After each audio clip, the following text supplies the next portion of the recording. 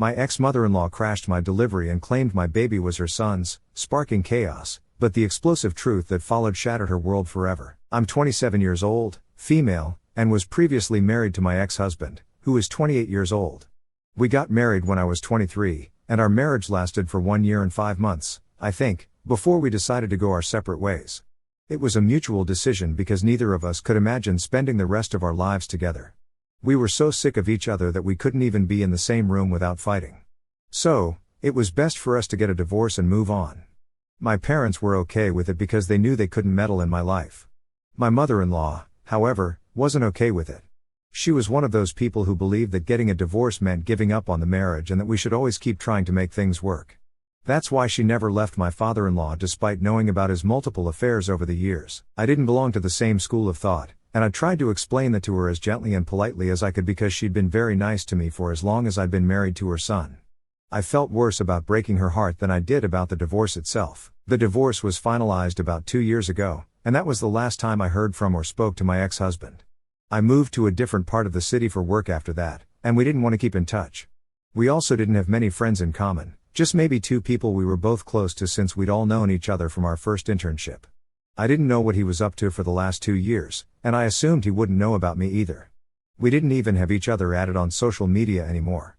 I wouldn't say we hated each other or anything, we were still civil, but we just didn't want to see more of each other. We'd had enough. After my divorce, I thought I'd swear off men for a while, but then I met my current partner, my fiancé. My fiancé and I have been together for about 1 year. And he doesn't mind that I started dating him just months after my divorce. To be fair, my ex and I had been broken up in our heads for a long time, but the legal process of the divorce made the period seem longer. He knew about my past and didn't care that I'd been married before. I can't say the same for his mother. She was a bit uptight about the whole thing when I first met her, 6 months into our relationship. I could tell she was trying not to be bothered by my history, but she was very closed off around me and didn't like me very much. I tried my best, but even after meeting her a couple more times, she didn't warm up to me. So, I decided I'd just sit back and go with the flow. If she liked me eventually, good for her. If she didn't, at least I'd know I tried. Now, coming to the pregnancy, my fiancé and I found out I was pregnant 4 weeks into the pregnancy, and I decided to keep the baby. My fiancé was thrilled about it, even though we'd only been together for a short while at that point and weren't even married. None of that mattered to him. He said he knew deep down that I was the one for him. And I felt the same way. So, things worked out pretty perfectly for us. We didn't get married, though, because I didn't want another wedding so soon, and my fiancé respected my feelings. For one thing, my emotions and hormones were in overdrive during the pregnancy, and I didn't want to agree to something during that time and then regret it later. It was quite possible that I'd feel differently about marriage once the baby was born. Also, I didn't think it was a good idea to jump from one marriage to another. I wanted to first make things work with my fiancé during and after the pregnancy and see how we'd handle situations. Only then would I be ready for a second marriage. I think I was very rational and reasonable, and my fiancé agreed with me. His mother, however, thought I was being too dramatic about this whole thing and kept insisting that we get married before the baby came along. She thinks that babies born outside of marriage are illegitimate and a certain word that begins with B that I won't say here because I don't like it. I didn't agree with her at all. But I held back and refrained from arguing because it didn't feel worth it. I didn't care, and neither did my fiancé. As long as the two of us were okay with how our relationship was going, there was no need to care about what someone on the outside thought. My fiancé proposed to me during the 7th month of my pregnancy, and I said yes without skipping a beat because I knew he was the right guy for me. I could feel it.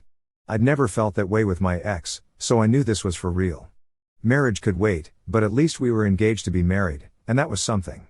His mother still wasn't happy, but there wasn't much we could do about that, and we didn't want to fix it either. She'd been sour throughout the pregnancy and, honestly, ruined my vibe every time she'd come to visit. Every time she visited, she'd wait for my fiancé to leave the room and then start rambling about how important it is for a man and a woman to be married before bringing a child into this world. Sometimes, she'd even read articles about the benefits of marriage before having kids, and I just had to nod along and pretend to care. Then, almost 1 week ago, I went into labor and was rushed to the hospital by my parents because my fiancé was at work. They'd been coming over to look after me while my fiancé was at work every day for the last couple of weeks because I was so close to my due date, and they didn't want me to be alone in case I went into labor. My mother-in-law had volunteered to be with me, but I'd rather be by myself than with her. My fiancé came to the hospital as soon as he could, and so did his parents. Everyone was there within 1 hour, that was everyone I'd expected to show up. But then, a few minutes later, my ex-mother-in-law barged into the room all of a sudden. We had a private birthing suite, and not more than 2 people were allowed in the room at once, and only one during the delivery. So, I had chosen my fiancé and my mom to stay in the room with me, and only my mother while I was giving birth. But my ex-mother-in-law was so hysterical and strong all of a sudden that she'd powered through the hospital staff and my other family members outside to barge into the room and declare that the baby I was giving birth to was her son, who I hadn't even seen for 2 years since the divorce was finalized. She literally had to be dragged out of the room by 2 male nurses while she screamed at me to tell them all the truth and accept that I'd been cheating on my fiancé with my ex, all this while so she could finally have her grandchild with her.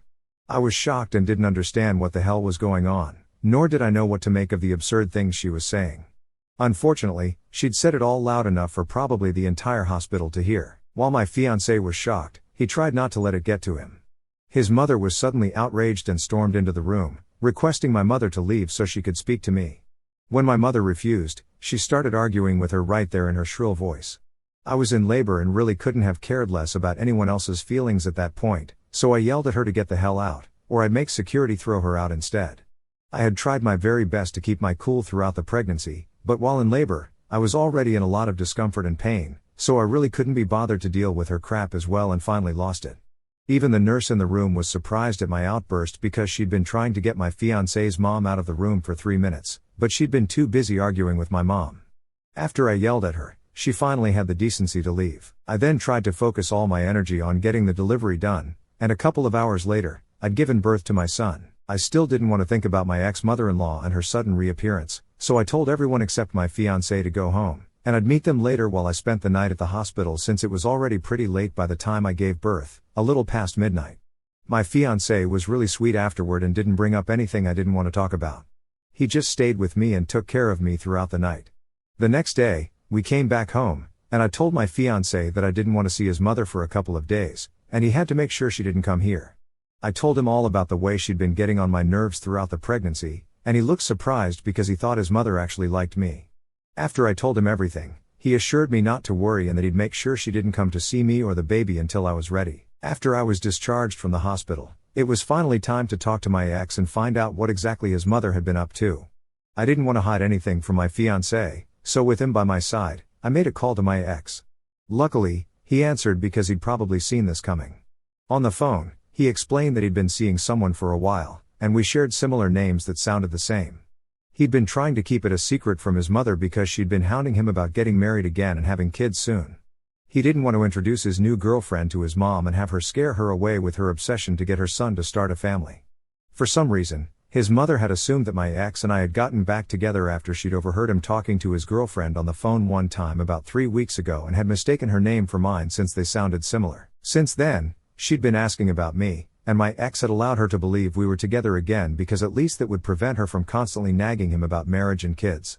He told her that I needed time to come to terms with this and that it would be best if she stayed away from me for the time being, which is why she hadn't contacted me. Unfortunately, that day at the hospital, my ex-mother-in-law's sister also happened to be there for a health checkup, and I had the misfortune of being spotted and recognized by her. I'd seen my ex's aunt only a handful of times, but since my ex-mother-in-law and her sister are close and share everything, she also believed I was seeing my ex-husband. When she saw a heavily pregnant me being rushed toward the birthing suites accompanied by another man and 2 families, she instantly informed my ex-mother-in-law, and that was how the woman ended up barging into my room. She got away with it because I was too busy delivering a baby and didn't want to press charges against her, but, thankfully, she did get thrown out of the hospital. Then she came back home and confronted my ex about what she saw, and that's when she learned the truth. Unfortunately, neither of them had the guts to call me up and tell me any of this. They waited for me to call them first so I could ask, and then they'd finally tell me what had happened. It was ridiculous and very irresponsible of my ex and his mother, and I had half a mind to file a restraining order against both of them because it was crazy and could have gone south very easily.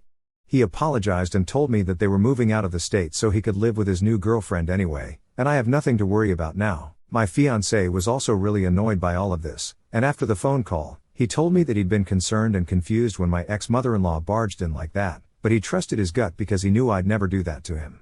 So, he kept quiet throughout and held it together for my sake because I was giving birth to his baby then, and that's all that mattered. It was really sweet of him, and I'm grateful that I have such a trusting and kind man as my fiancé.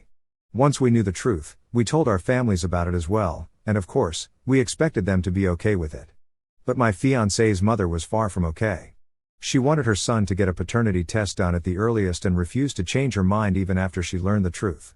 I was okay with the idea and didn't care because it would just show her what an idiot she was being, but my fiancé put his foot down and told her that he was going to do no such thing because he trusted me implicitly. His mother had been trying to get him to get a paternity test right from the time the fiasco with my ex-mother-in-law took place, but my fiancé wasn't on board with that. I found it perplexing, almost jarring, when my fiancé steadfastly refused to take the paternity test. If I were in his shoes, I might have wrestled with the same doubts, but his unwavering resistance piqued my curiosity. So, I sat him down one evening, the soft hum of the living room lamp casting a warm glow over us, and gently asked why he was so opposed to it. His shoulders slumped, and his eyes, usually so bright and steady, carried a weight I hadn't noticed before. He explained that his entire life had been shaped by his mother's demands. Every decision, big or small, seemed to bend under her will. He was exhausted, he said, of being her marionette, strings pulled taut by her expectations. Now, with a new family to consider, me, our unborn child, he felt a burning need to carve out his own path, to make choices that were his own. The test wasn't the real issue, he confessed. It was about his identity, his autonomy, and the tangled, often suffocating, relationship he had with his mother. At the heart of it, his refusal wasn't about doubting me, it was about denying her the power to make him question my loyalty. He didn't want her to feel victorious, as if she'd planted a seed of mistrust in his mind. I respected that. It moved me, really, because I knew, without a shadow of a doubt, that I hadn't been with anyone else since we'd been together. The baby could only be his, and the test felt like an unnecessary formality, a hoop we didn't need to jump through. For the past week, my fiancé has been locked in a battle of wills with his mother. It's like watching two immovable forces collide, neither willing to yield, both stubborn in their own right. I've been tempted to suggest we cut contact entirely, to free him from the constant tug-of-war. But every time the thought crosses my mind, I hesitate. He's told me, in quiet moments when it's just the two of us, that going no contact would mean losing his father, too, and that's a price he's not ready to pay. His dad, a gentle soul weathered by time, has always relied on my fiancé's visits, their shared moments a lifeline in a household dominated by his mother's forceful personality. She's not an easy woman to live with, demanding, unyielding, her voice often sharp enough to cut through any dissent. His father, older and frailer than her, no longer has the energy to challenge her the way he once did. Years ago, he was my fiancé's shield, standing up to his wife's rigid rules to ensure their son had some semblance of freedom. Those memories are sacred to my fiancé, a tether to a father who fought for him when he was too young to fight for himself. Now, the roles have reversed, and my fiancé feels a duty to be there for his dad, to keep their bond alive through weekend visits and quiet conversations over coffee. I admire that about him. I love how deeply he cares, how he prioritizes family despite the strain it puts on him. His father, for all his love for his wife, can't bring himself to leave her after over 3 decades together. Their marriage, flawed as it is cemented by a love that's weathered storms I can't fully comprehend. So, cutting his mother out would mean severing ties with his father, too, and that's a loss my fiancé can't bear. As much as I want to protect him from his mother's overbearing ways, I know going no contact isn't a simple solution, not yet, at least. But the way things are escalating, I worry we're running out of options. The situation took a sharp turn yesterday when his mother called me directly. It was the first time she'd reached out to me, her voice cold and clipped over the phone. She didn't mince words, she demanded I arrange the paternity test immediately, as if it were my responsibility to prove something to her. Her tone carried a threat. She said if I didn't comply, she'd ensure my fiancé was no longer welcome in her home. She'd cut us off entirely, she warned, her words slicing through the exhaustion that had already settled deep in my bones. I was drained, physically from the demands of pregnancy, emotionally from navigating this family drama. Having a baby is no small feat, and even with my fiancé's unwavering support and my parents' help, I was stretched thin. Her call felt like a match thrown onto an already smoldering fire. In that moment, I snapped. My voice, usually measured, spilled over with frustration. I told her if she wanted to cut us off, she should go ahead and do it. I was done with her relentless nagging, her insinuations, her attempts to control us. The words poured out before I could stop them, raw and unfiltered, born of sleepless nights and the weight of her accusations. I hung up, my heart pounding, and the silence that followed was deafening. She hasn't reached out since, not to me, not to my fiancé. And now, I'm left wondering if I've made a terrible mistake. I keep replaying that conversation in my head, dissecting every word, every inflection. Did I go too far? I know I was pushed to my limit, but I can't shake the guilt creeping in. My fiancé's relationship with his father is precious to him, and if my outburst leads to his mother following through on her threat, I fear he'll resent me for it. He hasn't said anything yet, but I can sense the tension in him, the way his jaw tightens when we talk about his parents. I didn't mean to escalate things, but she crossed a line by dragging me into this. She's the one who called me, who threw accusations my way when I've done nothing to warrant them. I've been faithful, transparent, and devoted to my fiancé and our future together. Her insistence on the test feels like a personal attack, a way to undermine our relationship and assert her control. Yet, I can't help but feel I should have handled it differently, been calmer, more diplomatic, for his sake and his father's. Now, I'm caught in a tangle of emotions. Part of me stands by what I said. She had no right to speak to me that way, to demand something so unnecessary and insulting. But another part of me wonders if I've jeopardized a fire that could burn bridges my fiancé isn't ready to see collapse. His mother's silence since the call feels ominous, like the calm before a storm. I don't know if she'll follow through on her threat, but if she does, I worry about the ripple effects. My fiancé loves his father deeply, and those weekend visits are more than just routine, they're a way for him to hold on to the man who gave him strength growing up. Losing that connection would wound him in ways I can't fully predict. I want to support him, to be his partner in navigating this mess, but I'm not sure how to move forward. Should I reach out to his mother, try to smooth things over for the sake of peace? Or would that be giving in to her manipulation, letting her think she can dictate our lives? I'm torn between wanting to stand my ground and wanting to protect my fiancé from the fallout of my words. To be painfully honest, I'm grappling with whether I'm the asshole in this situation. Was I wrong to tell my future mother-in-law that she could cut us off if she wanted to, especially when her insistence on the paternity test stemmed from a baseless misunderstanding? I didn't start this fight, she did, by calling me and making demands. But my reaction, sharp and impulsive, might have poured fuel on an already volatile situation. I want to do right by my fiancé, by our growing family, but I'm not sure what right looks like anymore. I need clarity. Am I justified in standing up to her, or did I cross a line that could cost us more than I realized? In the aftermath of a troubling incident, I confided in my fiancé about a distressing phone call from his mother, something I initially hesitated to share. The advice from the online community was spot on. I should have told him right away, but exhaustion from caring for our newborn, just over a week old, had left me too drained for an emotional showdown. Keeping it a secret was never an option, nor was it worth the strain. So, I laid it all bare. My fiancé's reaction was one of fury, not directed at me, but at his mother for dragging me into her drama so soon after childbirth. It's bewildering how she could think it acceptable to call and threaten to cut us off, piling stress onto a new mother. My fiancé trusts me completely, and that should suffice for her. Yet, her reasons for this outburst remain unclear, as they often do. She's a whirlwind of control, demanding everything bend to her will without a shred of regard for others' feelings. Instead of engaging in a futile argument with her, my fiancé chose a different path. He reached out to his father. His dad, tethered to his mother by age and what he believes is love, hasn't left her yet. But I see it differently. It's not love, just the comfort of familiarity. Even if he does love her, her version of love is a far cry from genuine affection. It's about domination, turning people into puppets to serve her whims. That's not love, it's manipulation, and I doubt she grasps the difference. I'm relieved such a person won't be part of my life, and more crucially, won't influence our child's. My fiancé is now at his parents' house, working to persuade his father to break free from his mother's grip before our wedding.